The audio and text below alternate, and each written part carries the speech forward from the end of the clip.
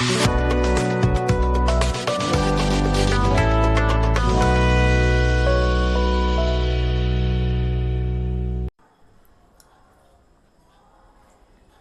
नमस्कार दोस्तों, कैसे हैं आप। तो आज देखेंगे मध्य प्रदेश हाई कोर्ट के बारे में। मध्य प्रदेश हाई कोर्ट के अंतर्गत जितने इंपॉर्टेंट फैक्ट होते हैं आज देखेंगे। कल वाले वीडियो में मध्य प्रदेश हाई कोर्ट के अंतर्गत अनुच्छेद देखे थे, कौन कौन से अनुच्छेद के अंतर्गत क्या क्या प्रावधान थे, कल वाले वीडियो में देखे थे। आज देखेंगे मध्य प्रदेश हाई कोर्ट के अंतर्गत जितने भी हाई कोर्ट के जो न्यायाधीश हुए हैं, प्रथम न्यायाधीश कौन हुए हैं, द्वितीय कौन हुए हैं, महिला न्यायाधीश कौन थी, इस प्रकार की चीजें आज वाली वीडियो में देखते हैं। तो चलिए देखते हैं मध्य प्रदेश हाई कोर्ट के बारे में।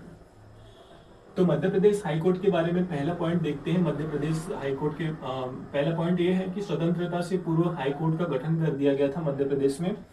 स्वतंत्रता से पूर्व मध्य प्रदेश में हाई कोर्ट का गठन कर दिया था, कल वाले वीडियो में देखिए, है ना। तो 2 जनवरी 1936 को मध्य प्रदेश में हाई कोर्ट का गठन कर दिया जाता है।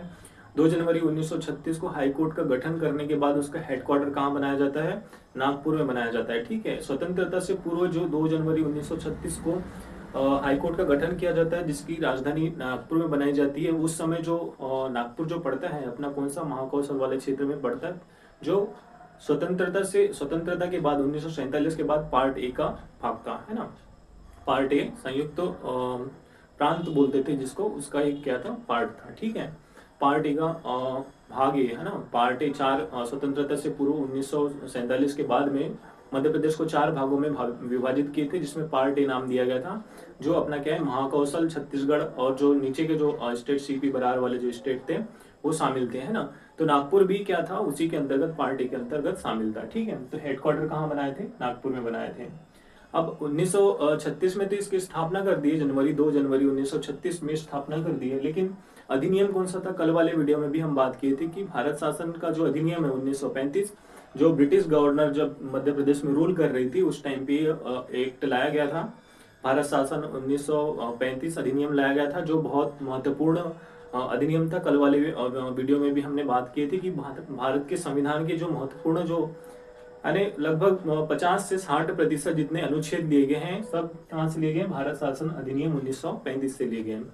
यह महत्वपूर्ण अधिनियम था भारतीय संविधान के लिए, और भारत के संवैधानिक विकास के लिए भी यह आर्टिकल, ये जो एक्ट था, बहुत इंपॉर्टेंट था। ठीक है, तो भारत शासन अधिनियम 1935 के अंतर्गत मध्य प्रदेश में हाई कोर्ट का गठन किया गया था। तो धारा 108, जो अधिनियम की धारा कौन सी थी, अधिनियम की धारा 108 के अंतर्गत, ये इंपॉर्टेंट हो जाता है, एग्जाम में पूछ लेता है। अधिनियम की धारा 108 के अंतर्गत हाई कोर्ट की स्थापना की गई थी। ठीक है, लेकिन जब मध्य प्रदेश क्या होता है, अस्तित्व में आता है 1947 के बाद भी क्या है, पूर्णतः जो वर्तमान ढांचा है, संरचना है मध्य प्रदेश की, वो संरचना नहीं थी, है ना।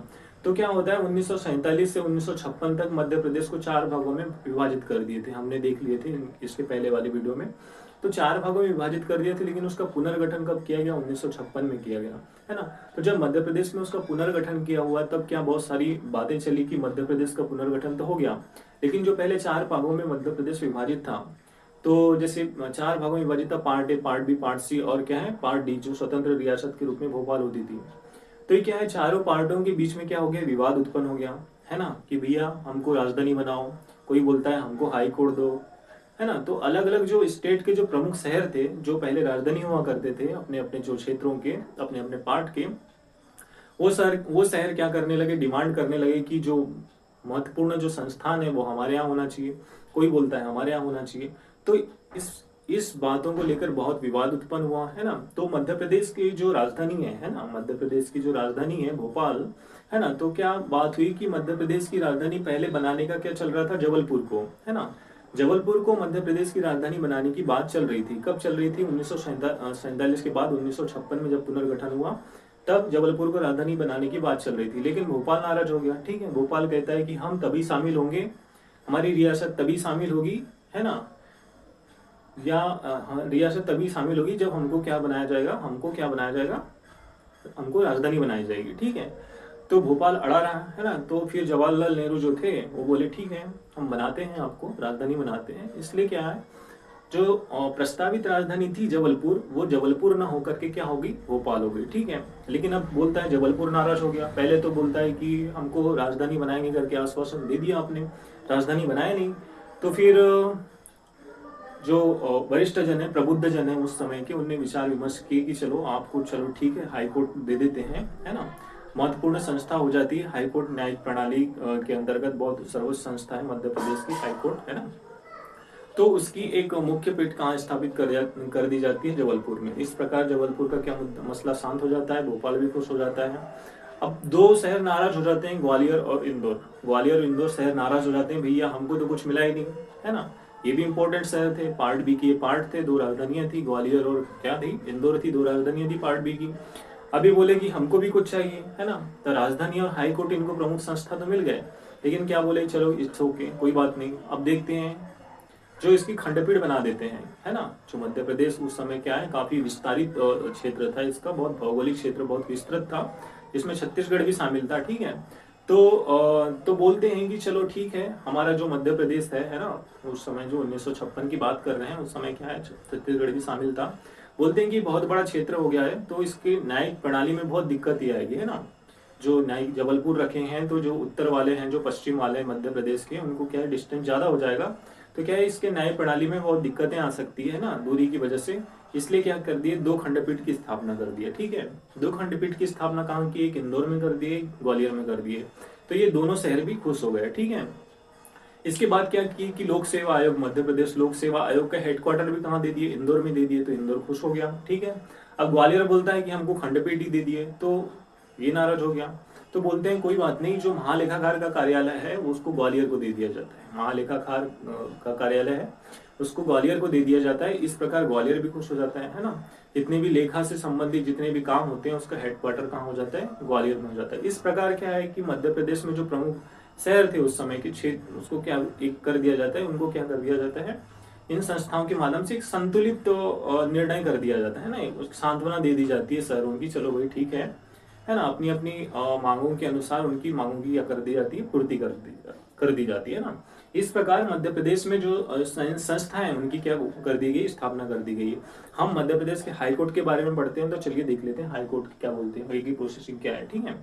आगे का फैक्ट क्या है कि 1956 में जबलपुर में स्थानांतरित कर दिया, जैसे देख लिया हमने 1956 में क्या कर दिया, हाई कोर्ट जबलपुर में स्थानांतरित कर दिया, है ना। तो मुख्य पीठ कहाँ हो गई इसकी, जबलपुर में हो गई, है ना। मुख्य पीठ कहाँ होगी, जबलपुर में।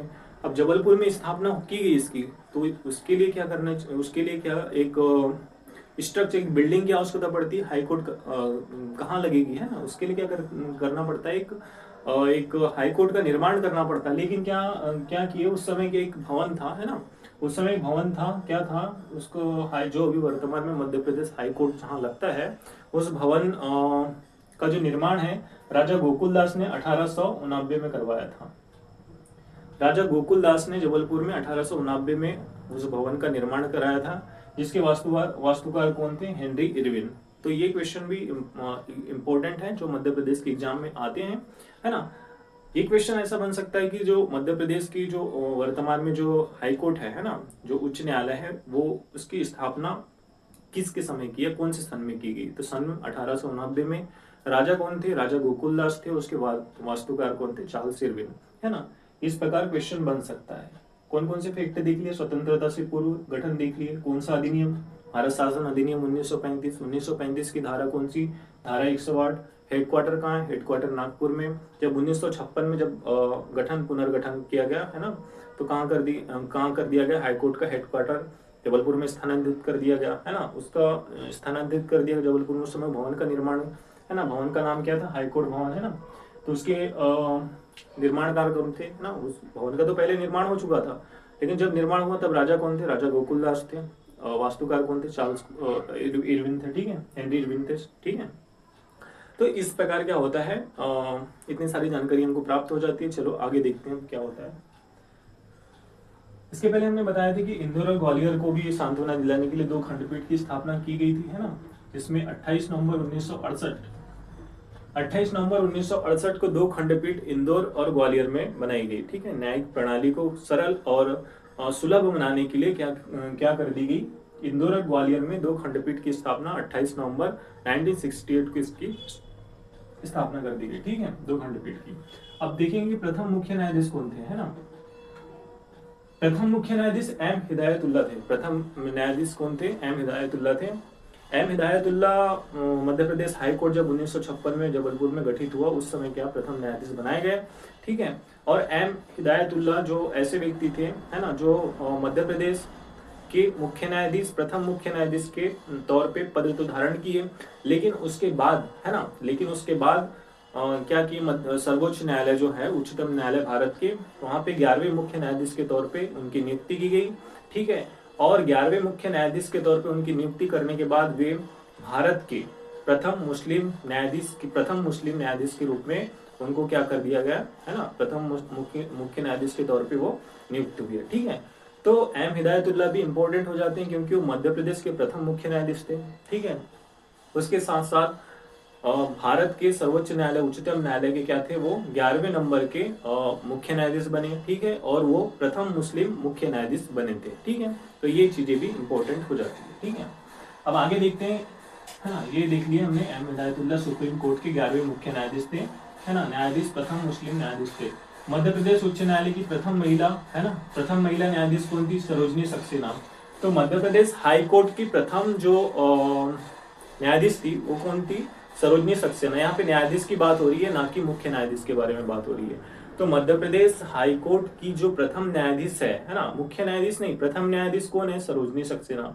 और प्रथम मुख्य न्यायाधीश पूछ लिया तो अभी तक वर्तमान में प्रथम मुख्य न्यायाधीश मध्य प्रदेश की महिला नहीं बनी है ना, न्यायाधीश के पद पर पहुंची है, जो कौन थे, सरोजनी सक्सेना। वर्तमान न्यायाधीश कौन है, जस्टिस सुरेश कुमार कैत।